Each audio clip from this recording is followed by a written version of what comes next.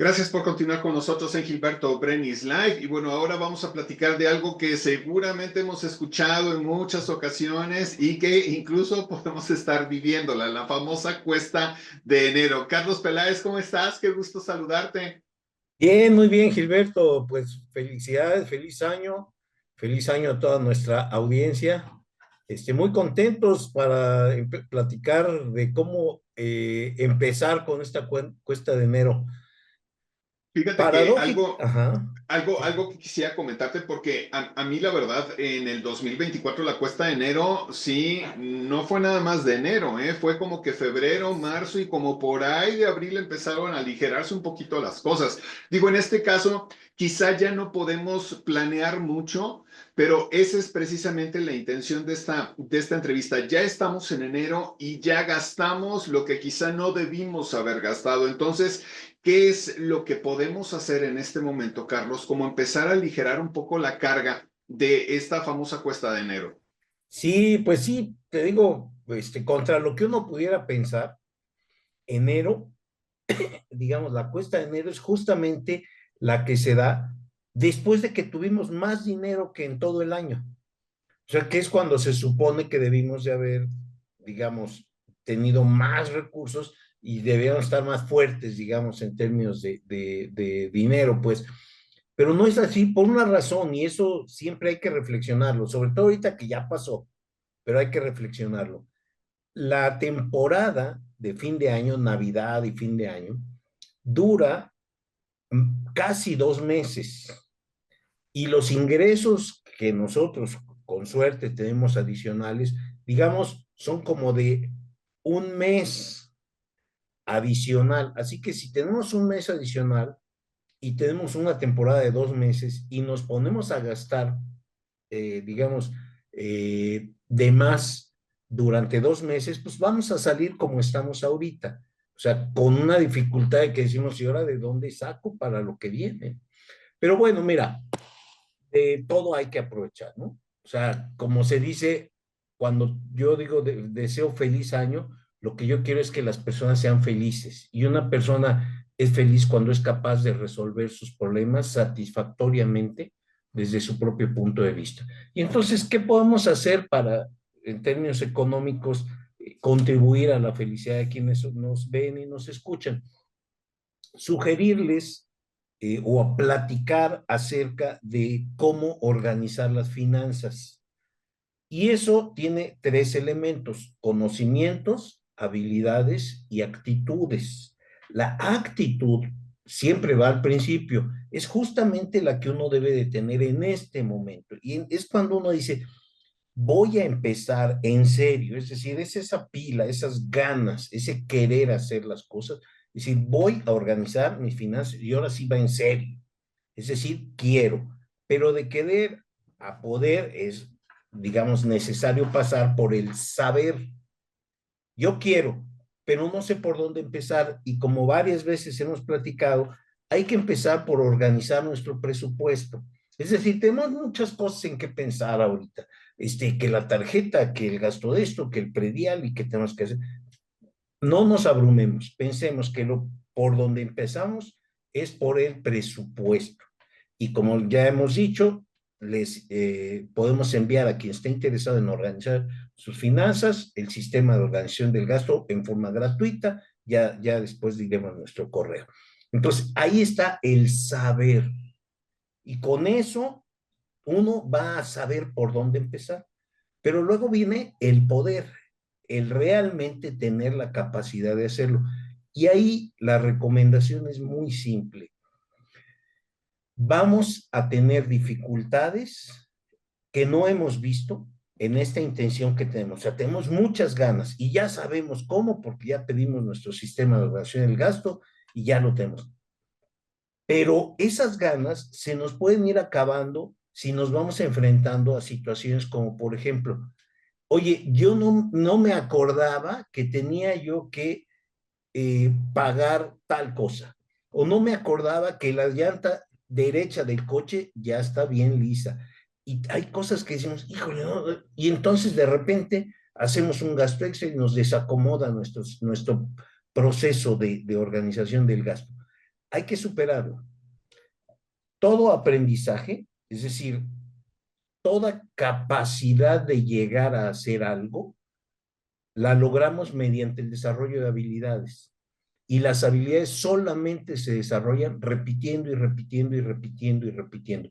¿Qué quiero decir con esto? Que aunque nos enfrentemos con circunstancias no esperadas, recordemos que hay que volver a hacerlo y hay que intentar. Es decir, hay que ponernos muy necios en el organizar nuestras finanzas. Va a pasar, como bien dices, va a pasar todo enero y vamos a decir, híjole, pero todavía no están bien organizadas. Va a pasar febrero, va a pasar marzo y vamos a sentir que la cuesta de enero se va hasta junio, ¿no? Pero si vamos, si, es decir, si persistimos en el hecho de ir anotando todo lo que gastamos, de ir siguiendo nuestro sistema de organización del gasto, al paso del tiempo, y eso es lo más importante, entender que esto se da al paso del tiempo. Al paso del tiempo, lo que nos vamos a encontrar por ahí de febrero, mediados de febrero, fines de febrero, es que ya tenemos por ahí un ahorrito. Y entonces en marzo, oye, pero es muy poquito y tanto esfuerzo. Pues sí, pero es muy poquito, pero ya es un ahorrito. Ya empezamos, fíjate, ya empezamos a pasar de ser deudores a ser ahorradores. Y eso parece muy sencillo, pero es tremendamente poderoso para que una persona logre el patrimonio que quiera tener al paso del tiempo. O sea, dice, oye, pero pasar de ser deudor a ser ahorrador está dificilísimo, es que tengo deudas muy grandes, la tarjeta. A ver, si tú te organizas de tal manera que tengas un excedente y ese excedente ya lo empiezas a destinar a adelantar pagos a tus deudas, eso ya es ser ahorrador. ¿Por qué? Porque ya te organizaste de tal manera que ya generaste el excedente. Y eso es poderosísimo solo si lo mantenemos en el tiempo.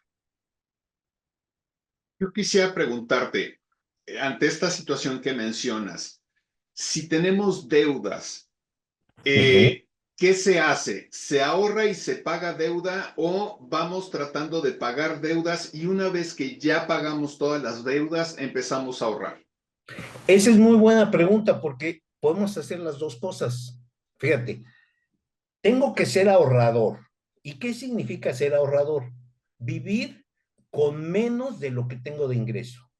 Si yo tengo un ingreso de 100, aparto 10 o 15 o 20, los aparto y me acomodo a vivir con el 80%, o sea, con los otros 80. Bueno, ¿qué hago con esos 10, con esos 20? Los destino a pagar deudas. Es decir, a la hora que yo logro separar de mi ingreso una parte, yo estoy siendo ahorrador. Ahora, la separo, pero eso no quiere decir que la pongo debajo del colchón o que la voy a meter al banco. Si tengo deudas, y esas deudas además son caras porque son con tarjetas de crédito que andan ahorita arriba del 50%, si yo logro separar esos 20% y esos 20 de cada 100 y los destino a pagar deudas, lo que estoy haciendo es ser ahorrador y al mismo tiempo estar combatiendo ese terrible enemigo de nuestras finanzas sanas que son las deudas caras. Las deudas indeseables son tremendamente dañinas para la salud financiera de las personas, de las parejas, de las familias y generan muchísimos problemas de todo tipo. Yo te puedo decir que conozco gente que tiene problemas económicos que le han costado incluso el matrimonio, perder casa, en fin, no vamos a dramatizar, pero de que estoy seguro de que mucha gente sabe de qué estamos hablando. Entonces, ¿qué tenemos que hacer? Combatir esa dañina costumbre que tenemos de contraer deudas fácilmente. Y entonces, para parar eso, lo que tengo que hacer es organizo mediante nuestro sistema de organización del gasto, organizo las cosas de tal manera que voy a separar en primer lugar, subrayo, en primer lugar, ese 10, 15, 20, 25, hasta 30% cuando nuestras deudas son muy altas, hasta 30% lo separo y me acostumbro a vivir con los otros 70. Recibo 100, separo 30 y vivo con los otros 70. Esos 30 los voy a destinar a adelantar pagos de nuestras deudas, a cubrir todas las deudas que tenemos pendientes y además ir adelantándole. En la medida en que vamos adelantándole, esas deudas van bajando, pero además algo muy importante, vamos generando el hábito, la costumbre de organizar las finanzas de tal manera que en primer lugar, primero separemos a los excedentes y nos acostumbremos a vivir con lo demás. Cuando nosotros nos acostumbramos, es decir, cuando nosotros logramos el hábito, adquirir el hábito de ir generando un excedente, cuando terminemos de pagar nuestras deudas, ¿qué va a suceder? Ya estamos acostumbrados y entonces ese excedente lo vamos a ir invirtiendo en CETES directo, como ya hemos platicado en principio, lo vamos a ir invirtiendo, a lo mejor vamos a ir juntando para en su momento a lo mejor pensar en poner un negocio, etcétera, etcétera. Pero ya agarramos el hábito, es decir, ya desarrollamos nuestro hábito. Entonces, cuando nosotros decimos, oye, te deseo un feliz año, lo que estamos diciendo es te deseo que construyas tu felicidad, porque la felicidad no es que te aparezca y que te la encuentres como encontrarse un billete de 20 pesos o un billete de 100 pesos. No, la felicidad se construye y se construye con hábitos, ¿no? Ese es, digamos, lo que nosotros sugerimos en estos días de principios de año, ¿no? Y algo también importante, creo, es que en un momento dado, cuando tienes ese exceso de efectivo, ¿no? Por el aguinaldo, por lo que sea que te puede llegar, también controlar un poco las ganas de querer gastártelo, ¿no? Porque pareciera, digo, y yo debo considerarme dentro de ese grupo, ¿no? Que el dinero nos pica en las manos, ¿no? Y en lugar de decir, voy a ahorrar, decimos, ¿en qué me lo gasto? No, como que hay Ajá. una urgencia de quererte ganar ese dinero. Y la verdad es que no necesariamente te lo tienes que gastar. Sí, por supuesto, y por eso es tan importante, fíjate, el sistema de organización del gasto que yo les envío a las personas, en ese sistema yo les digo, es que tu excedente, tú tienes que tener claros objetivos de corto, de mediano y de largo plazo para ese excedente. Es decir, debes saber el para qué genero ese excedente. Es decir, no se trata nada más de separar el excedente y a ver, ¿cuándo me lo voy a gastar? No, debo de tener y entre más claros y precisos en monto y fecha establezca mis objetivos, es más fácil que logre yo precisamente esos objetivos.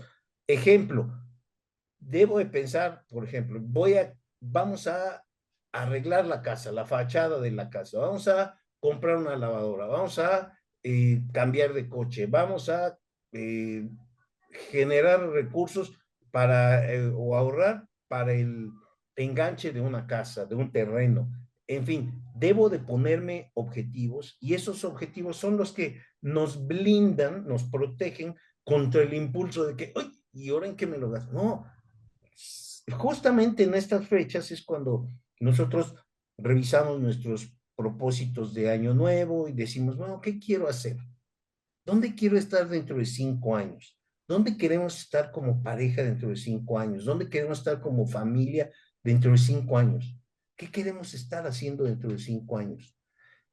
Y cuando tenemos esos objetivos y con base en esos objetivos configuramos más o menos cuánto dinero necesitamos para estar en ese lugar que queremos estar dentro de 5 años, digo ese lugar o en esa situación en la que queremos estar dentro de 5 años, en ese momento lo que tenemos que hacer es, bueno, con base en eso, voy organizando todas digamos, las finanzas y ahí es donde le ponemos objetivo a nuestro ahorro.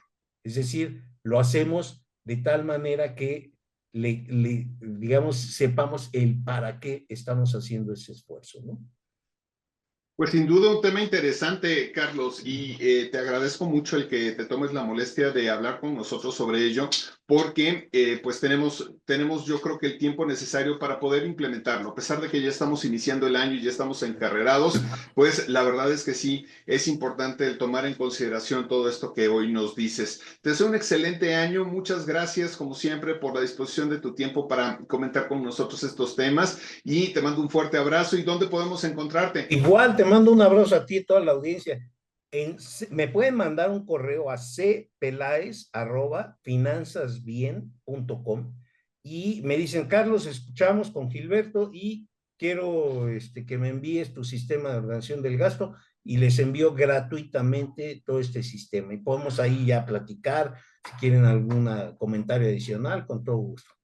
Muy bien, pues muchísimas gracias, Carlos. Te mando un abrazo. Igualmente, Gilberto, a ti y a toda nuestra audiencia. Nosotros nos despedimos. Gracias por habernos acompañado en una emisión más de Gilberto Brenis Live. Nos vemos mañana muy puntuales, 3:30 de la tarde.